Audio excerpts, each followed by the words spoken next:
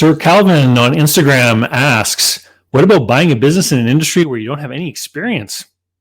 Great question.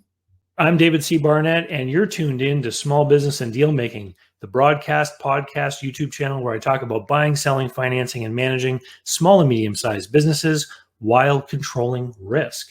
So if you're looking to take control of your future through buying a business one day, or if you already own a business and you're looking to grow or exit, you've come to the right place. I talk about interesting things, I talk to interesting people, and I answer your questions every week right here. So be sure to hit like, be sure to hit subscribe, and let's get to it.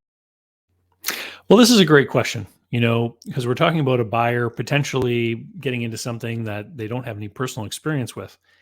And so when I was a business broker, I used to see this all the time, where people would come in and they would see, here, let's use this example. There was a fried chicken franchise I had for sale, and it had great numbers. And people would come in and they would want to talk to me about the amazing profits of the fried chicken business. And I would ask them, have you ever worked in a fast food setting? And they hadn't.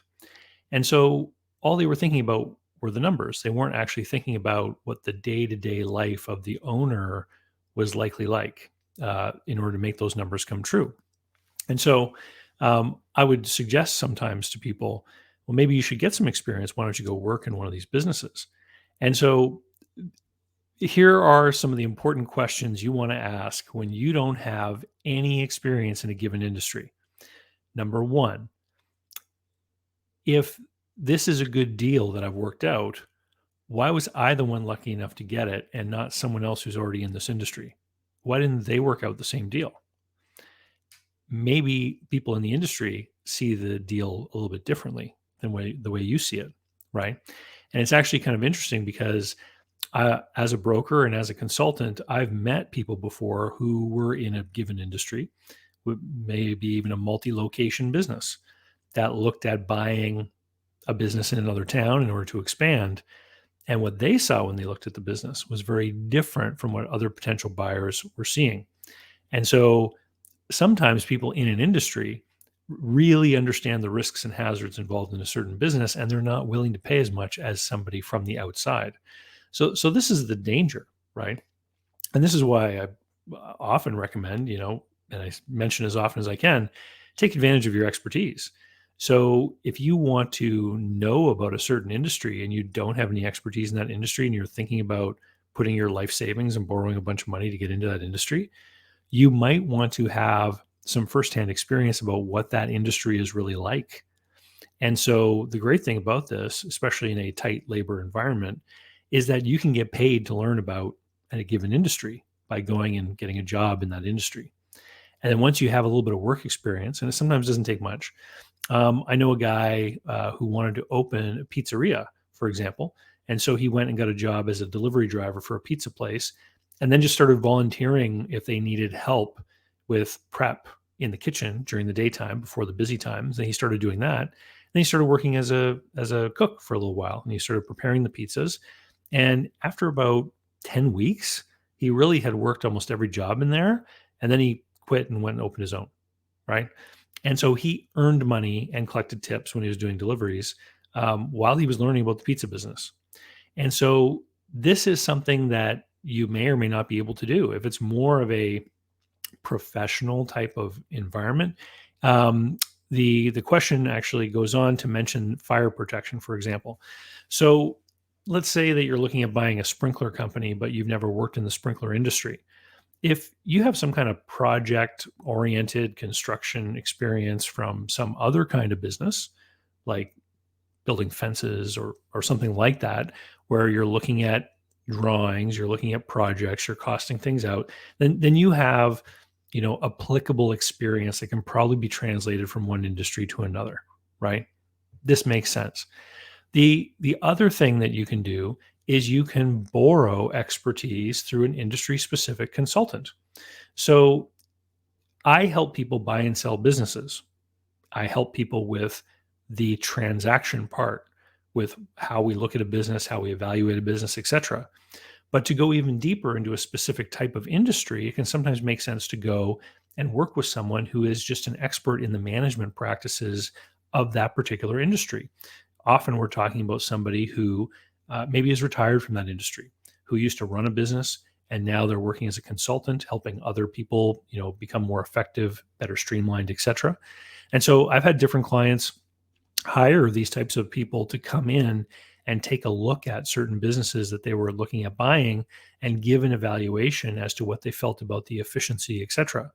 So let me show you another example of how somebody can deceive themselves.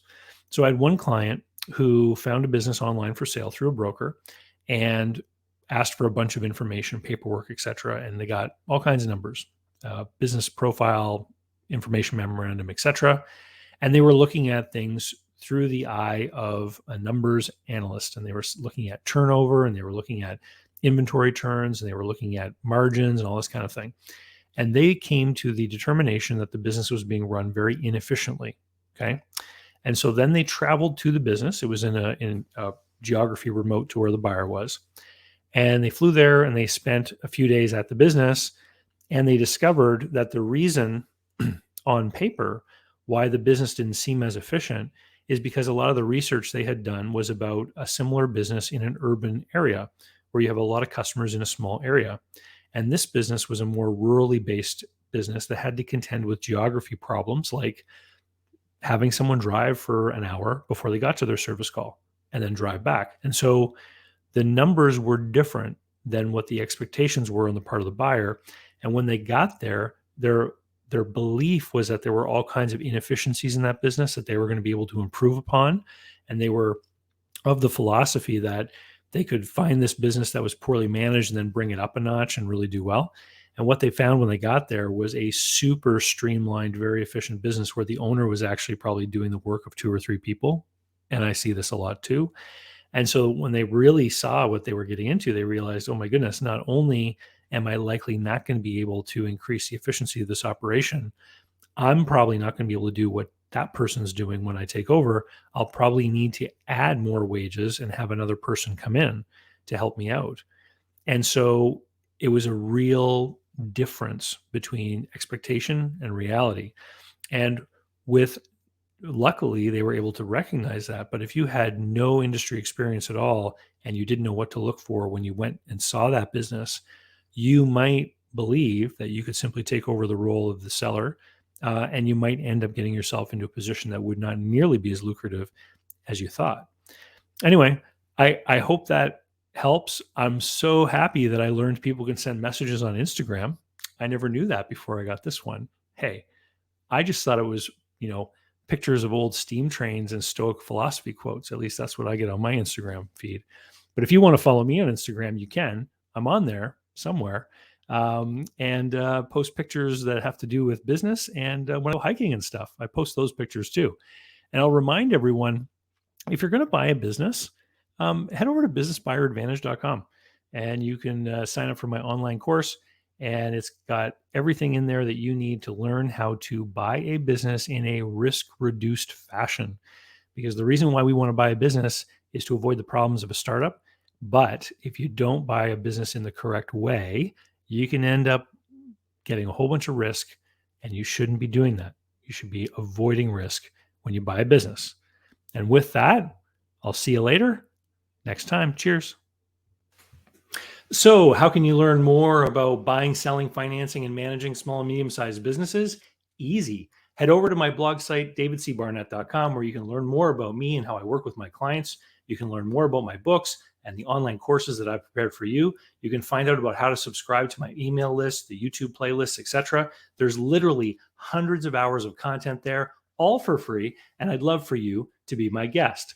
Special thanks go out to Jeff Alpaugh Customs for being my tailor. Men all around the world can look dangerous, just like me, with the help of Jeff Alpaugh Customs. JeffAlpaugh.com. Use the code DCB10 to save. They handle multiple currencies and ship anywhere you happen to be.